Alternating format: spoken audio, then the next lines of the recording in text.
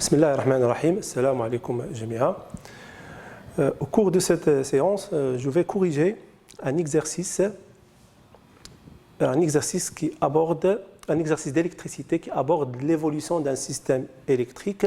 Cet exercice vise d'une part à la détermination de la capacité d'un condensateur et d'autre part l'étude de la décharge d'un condensateur à travers une bobine. Alors commençons par la partie 1. Détermination de la capacité d'un condensateur. On réalise la charge d'un condensateur de capacité C à l'aide d'un générateur idéal de courant qui débite un courant d'intensité constante. I0 est égal à 0,5 microampères comme l'indique la figure 1. À l'instant T0 est égal à 0 secondes, on ferme l'interrupteur K. La figure 2, donc la suivante, représente l'évolution de la tension UC aux bornes du condensateur en fonction du temps. Question 1, recopier sur votre copie le numéro de la question et écrire la lettre correspondante à la proposition vraie. L'expression de UC est. Et vous avez ici 4 propositions. 2. Vérifiez que la capacité C du condensateur utilisé est égale à 0,5 microfarad. Donc, commençons par la question 1. Donc, avant de choisir la bonne réponse, il faut faire une démonstration. Donc, on sait que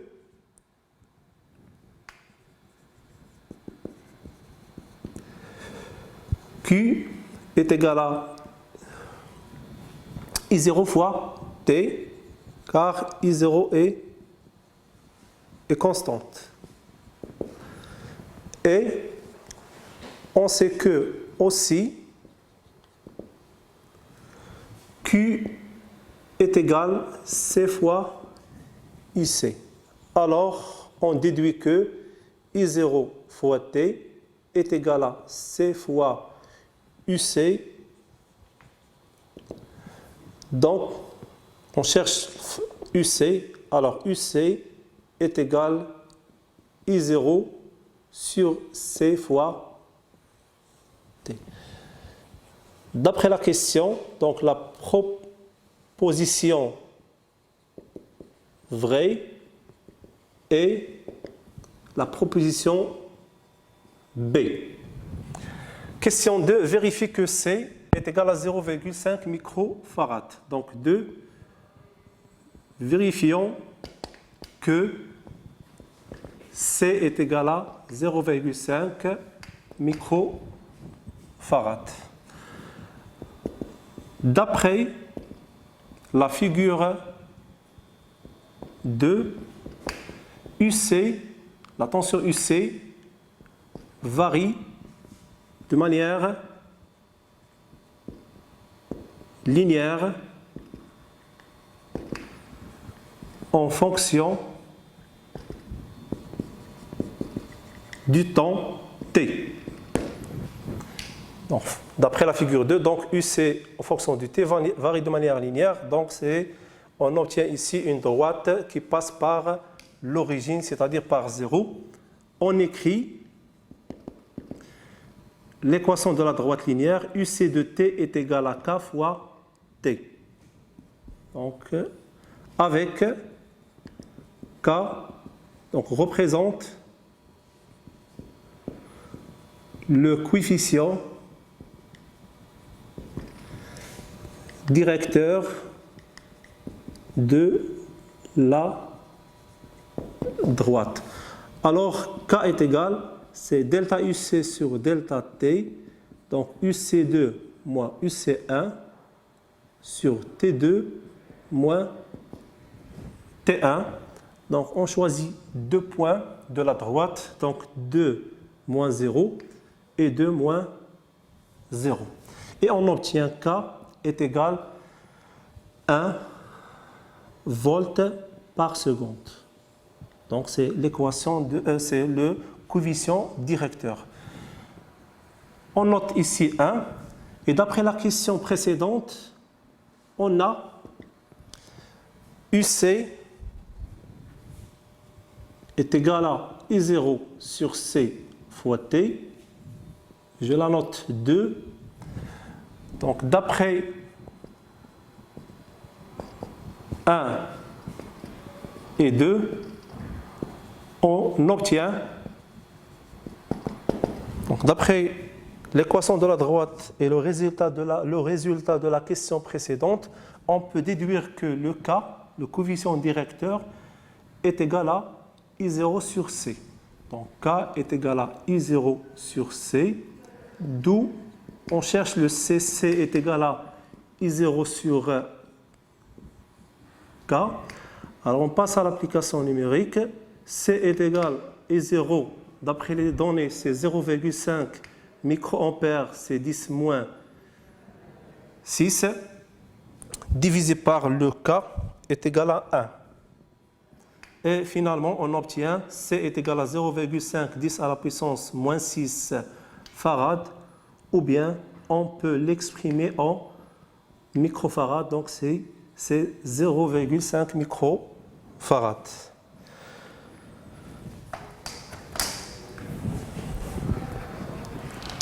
Bon, passons maintenant à la deuxième partie de l'exercice.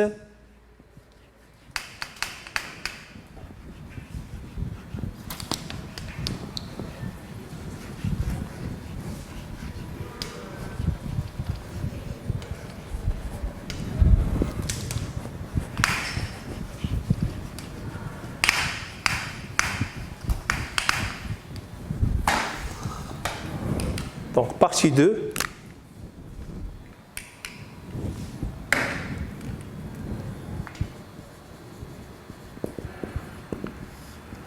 Étude de la décharge d'un condensateur à travers une bobine.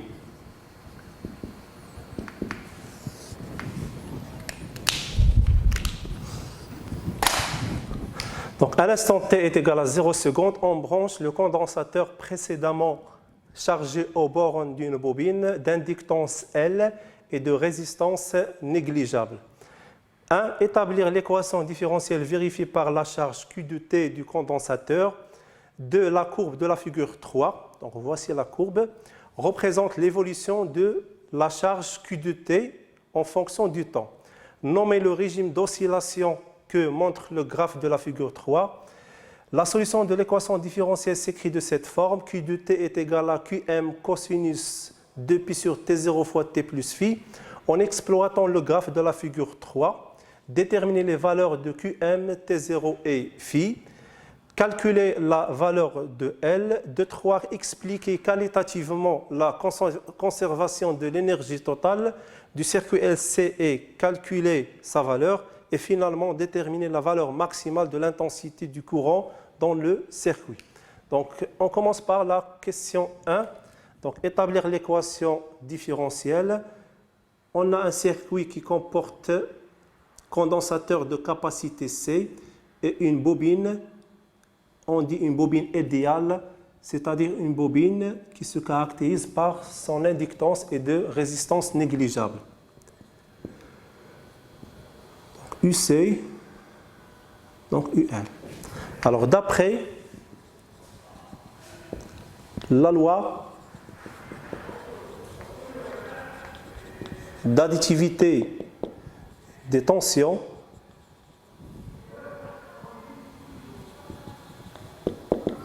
donc on a UC plus UL est égal à 0. D'autre part, on sait que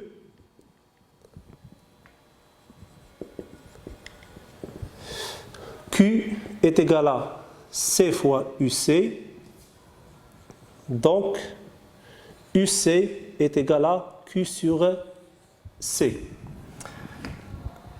On a aussi UL est égal à L fois D de I sur dt, et aussi I est égal à D de Q sur dt, d'où UL est égal à L fois D sur dt, et je remplace le I ici par D de Q sur dt. Et on obtient UL est égal à L fois d carré Q sur dt au carré. Donc c'est la dérivée seconde de Q. On remplace dans la loi, on obtient, donc je remplace UC par Q sur C, plus, et je remplace UL par L fois d carré Q sur dt au carré est égal à 0. Je peux par exemple diviser par L et on obtient d carré Q sur dt carré plus 1 sur L fois C fois Q est égal à 0. Et voici l'équation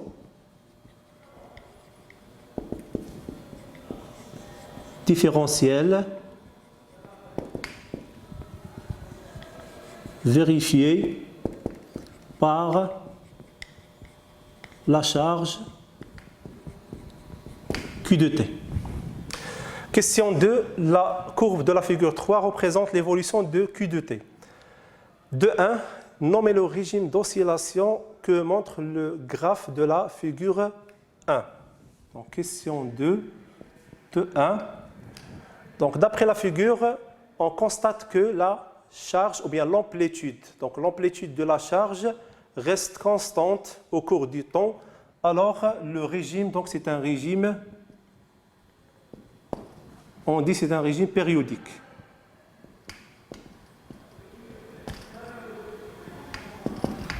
Donc, je reprends périodique, ça veut dire que l'amplitude reste constante.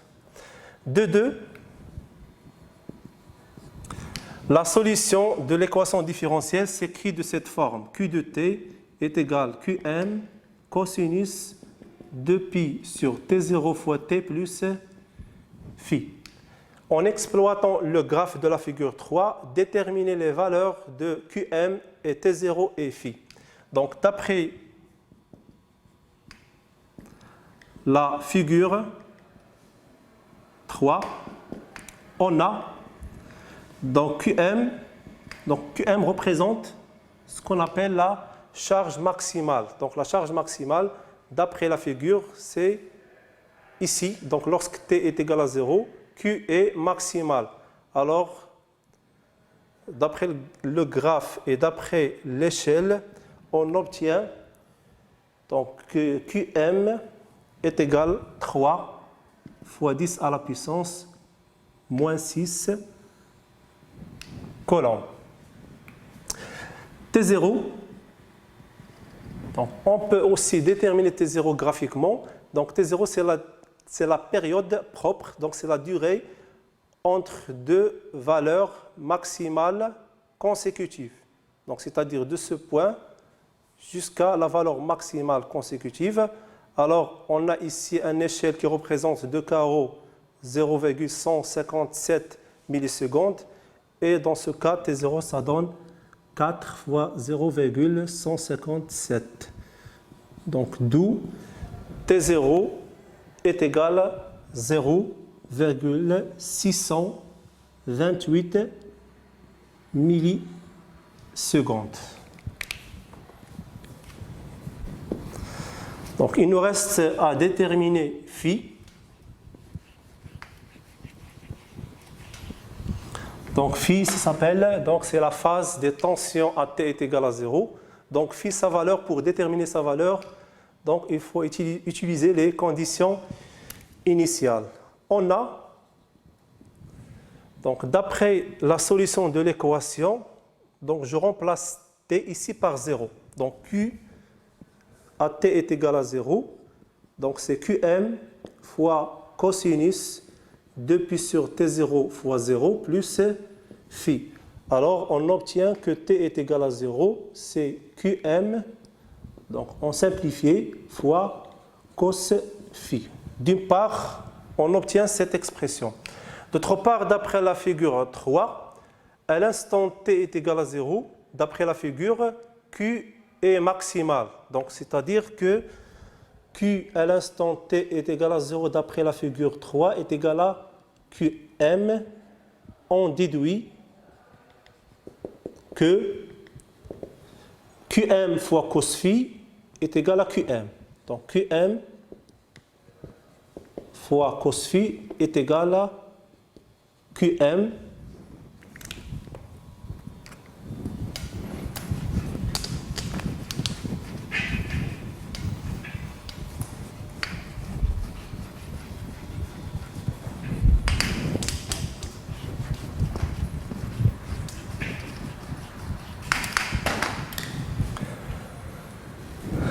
alors, cos phi est égal à Qm sur Qm est égal à 1, d'où phi est égal à 0 radian. De calculer la valeur de L. Donc, question 2. Pour calculer L, donc on sait que T0, donc d'après la définition, T0 est égal à 2pi fois racine de L fois C. D'où, donc je mets le tout au carré. Donc T0 carré, donc ça donne 4 fois pi carré fois LC.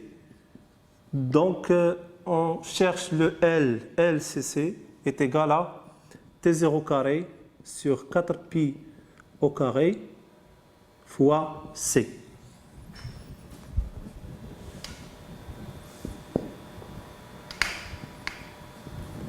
Application numérique, L est égal, donc T0, donc ça donne 0,628 millisecondes, donc doit être converti en secondes.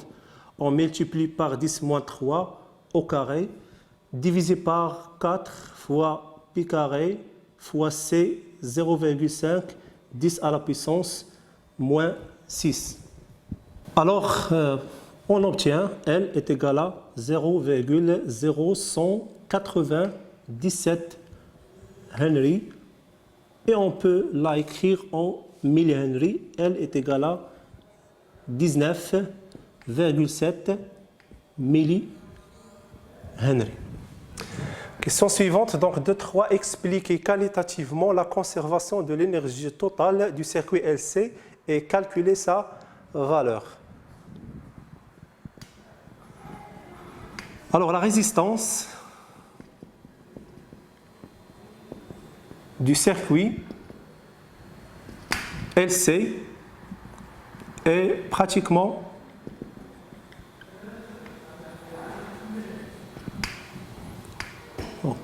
nulle.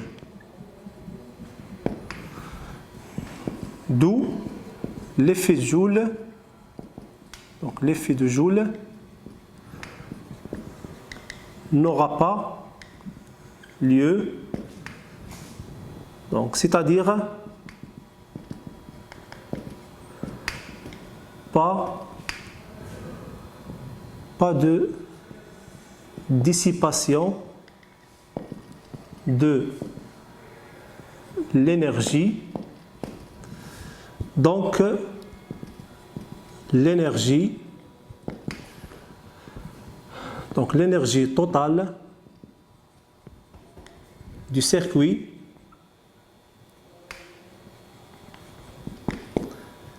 LC est conservée. Maintenant, on passe pour calculer la valeur de cette énergie totale.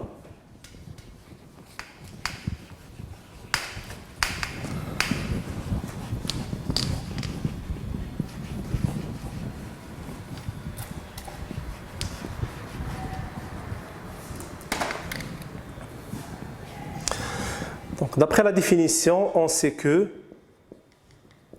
l'énergie totale est égale à l'énergie électrique plus énergie électrique emmagasinée dans le condensateur plus énergie magnétique emmagasinée dans la bobine.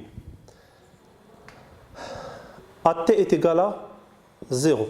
On a E total à l'instant 0 est égal à E électrique à l'instant 0 plus E magnétique à l'instant 0 est égal, donc je peux la remplacer par énergie électrique par 1,5 fois C fois UC au carré à l'instant 0, et l'énergie magnétique c'est 1,5 fois L fois I carré à l'instant 0.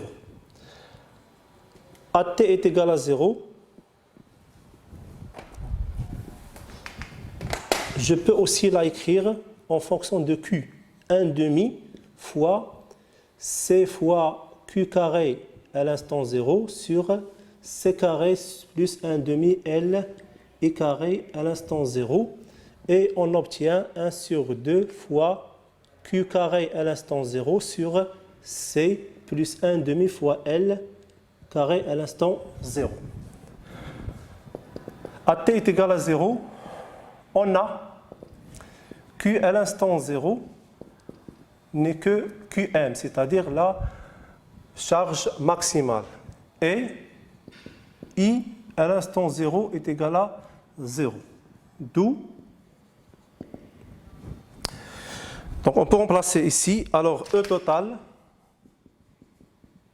est égal finalement 1,5 fois, donc je remplace Q0 par Qm, donc c'est Qm au carré sur C.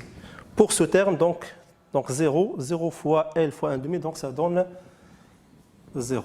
Donc, application numérique, E total à l'instant 0 est égal à 1,5 fois Qm. Donc déjà on a calculé la valeur de Qm, donc c'est 3 fois 10 à la puissance 6 au carré, sur C c'est 0,5 fois 10 à la puissance moins 6, et on obtient finalement E total est égal 9 fois 10 à la puissance moins 6 joules, ou bien C9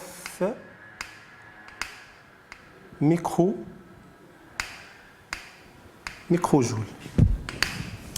La dernière question, 2,4.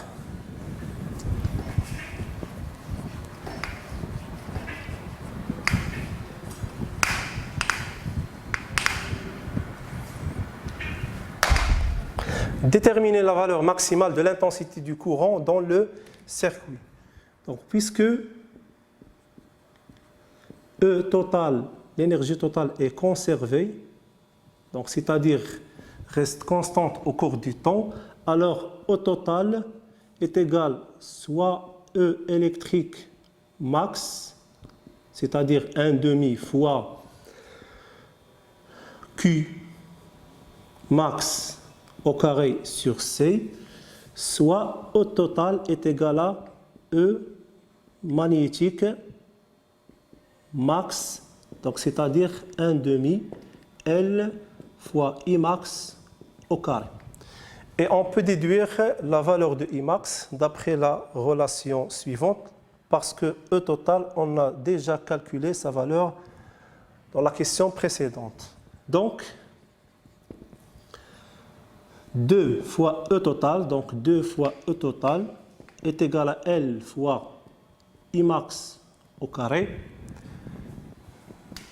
d'où I max carré est égal 2 fois E total sur L, et finalement I max c'est le racine carrée de 2 fois E total sur L.